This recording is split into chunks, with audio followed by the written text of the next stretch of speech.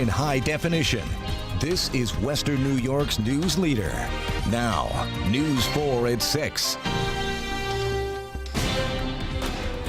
Right now at 6, we're continuing to follow breaking news in Buffalo, where police say they are responding to a rescue call for a 2-year-old girl. Police say that child had been taken from Glenwood Avenue and rushed to Oshai Children's Hospital. News 4's Rachel Monjovi is on Glenwood tonight with the latest. Rachel? Well, Don and Jackie, police are still on the scene here at 83 Glenwood Avenue. Now, this is a residential neighborhood, but the home that police are surrounding right now is a daycare center. A sign in the front lawn calls it Mosey's Ultimate Family Daycare. Police tell us they were called to the daycare for a rescue call. Now, we are told a 2-year-old girl has been taken to Oshai Children's Hospital and is in critical condition tonight. It's unclear as to why she was taken to the hospital, but we are working to get those details. Now, according to Child Care Center U.S., this daycare helps up to 14 children a day, ages 6 weeks to 12 years old. I did talk to a few of the neighbors out here. None of them would talk to us on camera, but they did say that the owner of this daycare is a good woman. Some of the neighbors even said that they used her daycare when their kids were young. We did see a man get taken by police for questioning. He was not in handcuffs, though, and there's been several detectives in and out of the home, but there are very few details right now. Again, Buffalo police are on the scene of Glenwood Avenue in Buffalo at a daycare center where a 2-year-old girl is in critical condition at the hospital tonight. Again, we are working to find out more details from police. Stay tuned as this story develops. For now, reporting live, Rachel Monjovi, News 4 at 6. And we are continuing to follow a developing situation in Toronto.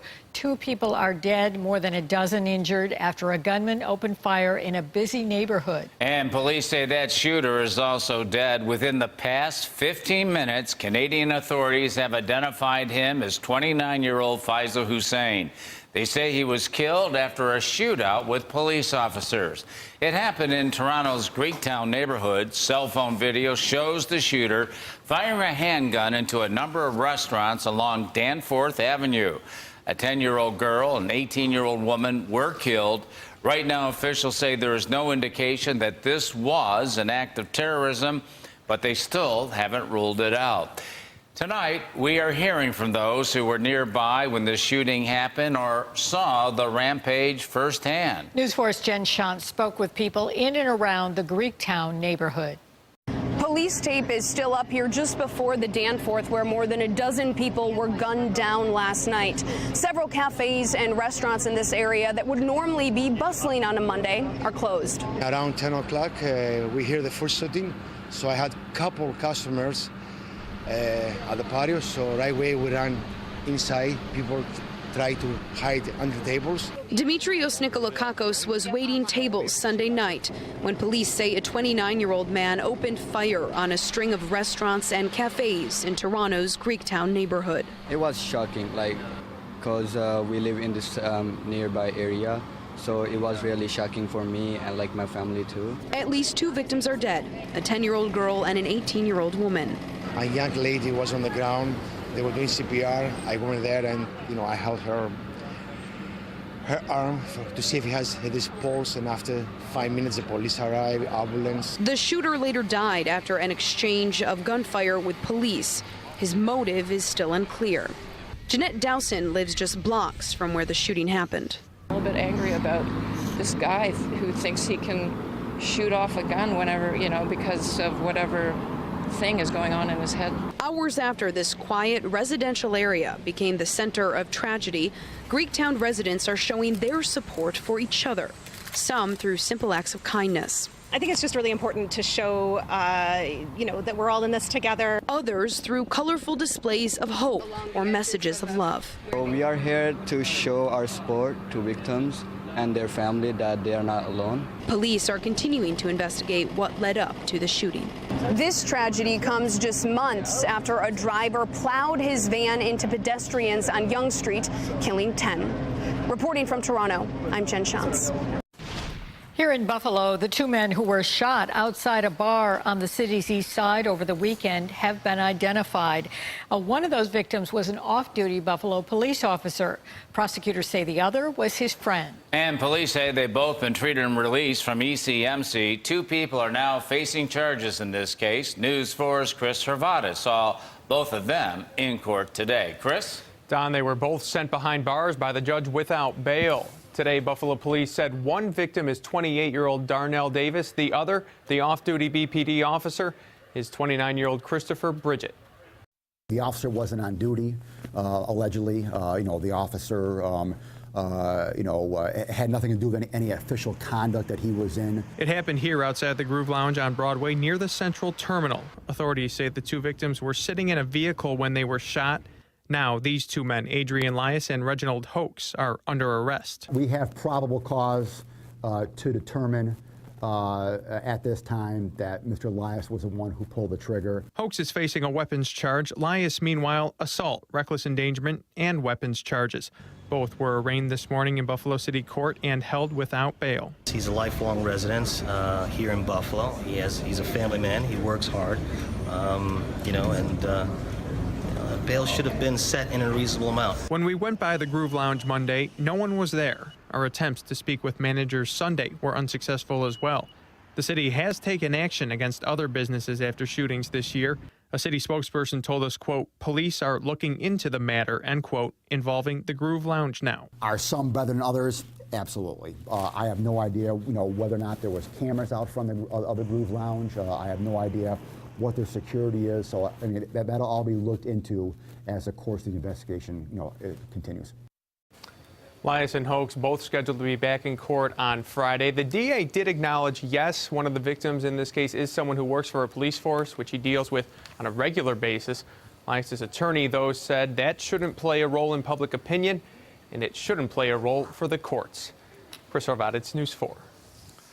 The state DEC is looking for two people who apparently hit one of their officers with a utility vehicle, then dragged him for hundreds of yards. This happened in the Liberty Drive area in Wheatfield last night. News 4's Marissa Perlman spoke with investigators about what happened and how you can help in this investigation. Marissa? Well, Jackie, that DEC officer was dragged about 300 yards. That's the length of almost 3 football fields. The drivers then fled the scene. Thankfully, the officer involved has been treated and released from the hospital, but the investigation is still ongoing tonight. Now they're on the hunt for a blue UTV like this with a male operator wearing a blue helmet. DEC investigators tell us this officer was trying to stop these two men and ask them questions about trespassing. We're told there have been standing complaints from property owners here that people are driving on their properties in these off-road vehicles. The conservation officer, who has 10 years of experience in the field, tried to pull them over. The drivers refused to stop and then fled the scene. Now, we have received a statement from the DEC tonight, from DEC leaders. It reads, Sunday's incident is another example of the dangers our ECOs and forest rangers face every day while on the front lines of protecting New York's environment. We are all relieved that our officer is safe following this reckless incident. We urge anyone with information about this incident to immediately call DEC to ensure these criminals are brought to justice. And the DEC, again, is the lead agency handling this investigation. If you know anything about what happened, you're asked to call 716-851-7006. Marissa Perlman, News 4. Right now, people in the town of Tonawanda are voicing their concerns over toxic emissions at Tonawanda KOAT. The meeting's at the heels of a cease and desist order issued by the DEC.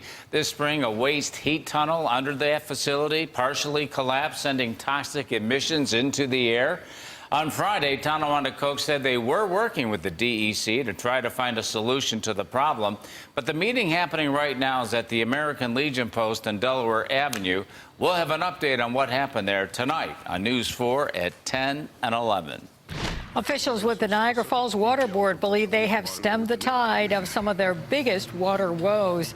Last summer, the water problems in the Cataract City gained international attention at the peak of the tourist season. It was an embarrassment when dark, smelly sewage just gushed into the Niagara River. But now, as Al Waters tells us, the Water Board says it won't happen again. Al? That's right, Don and Jackie. The dark water flowing into the Niagara River at the base of the falls was terrible for the city's image.